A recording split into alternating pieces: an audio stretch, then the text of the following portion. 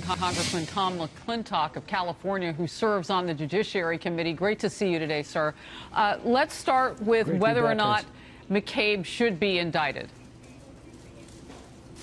Well, I mean, if equal justice under law means anything, of course he should be indicted. We've known for the last year the Inspector General believes that he lied under oath. And don't forget, this is one of the people who prosecuted Michael Flynn for simply lying to the FBI, not under oath. So, yes, he needs to be prosecuted, but we also need to keep this in perspective.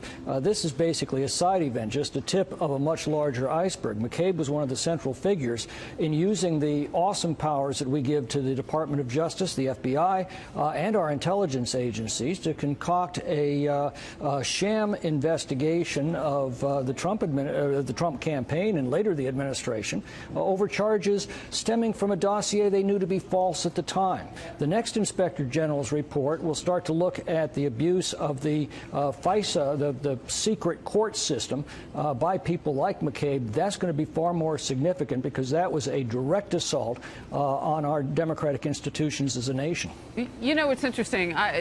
It may have been for the first time that people heard the name Andy McCabe in those text messages between the FBI agents who were having a extramarital affair, who were going back and forth indicating some bias potentially at the FBI. And they were talking about a guy named Andy, and it was perceived that that was Andy McCabe, their boss. Does it matter the history there and also what he lied about going forth? You know, you heard the president's attorney say this isn't even the worst of what's to come.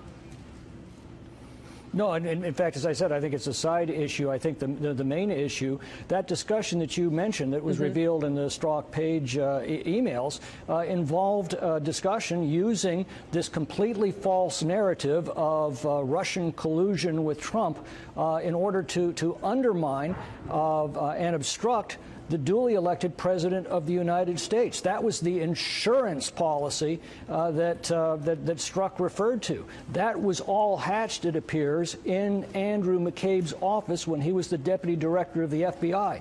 That is how deep this corruption goes, and it may go much farther as you work your way up the chain of command. Congressman McClintock, what can you tell me about what's happening on Capitol Hill? Everybody's back to work after the summer break now with regard to investigating the investigators, as the president has formally put it, but that's really what we're talking about here.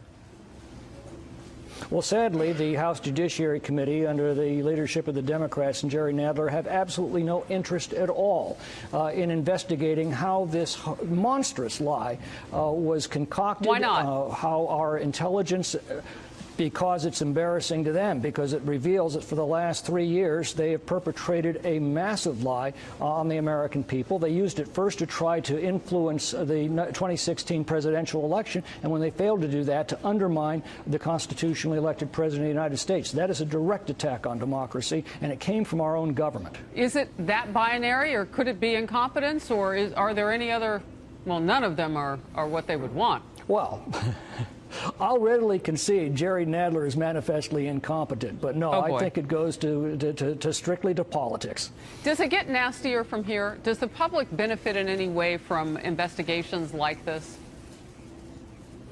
Louis Brandeis said sunlight is the best of disinfectants, and it is absolutely imperative that everything that transpired over the last 3 years involving this false narrative that's torn our country apart be fully revealed, and ultimately the people responsible for doing that be held accountable, because otherwise it's going to happen again. And we can look forward to future elections where the party in power uses these terrifying powers that we trust to our Justice Department to smear candidates they disagree with, to spy on candidates they don't like. That's what was going on during the 2016 election under the Obama administration. And that's what is now coming to light, and it's frightening. And as I hear you, you're not pointing to any one particular part. You're saying in the future it could happen with that kind of power. Everybody should pay attention to this, no matter how they vote. Well, as Lord Acton said, power tends to corrupt, and absolute power corrupts absolutely. Absolutely. Congressman McClintock from California, thank you very much. Appreciate your time.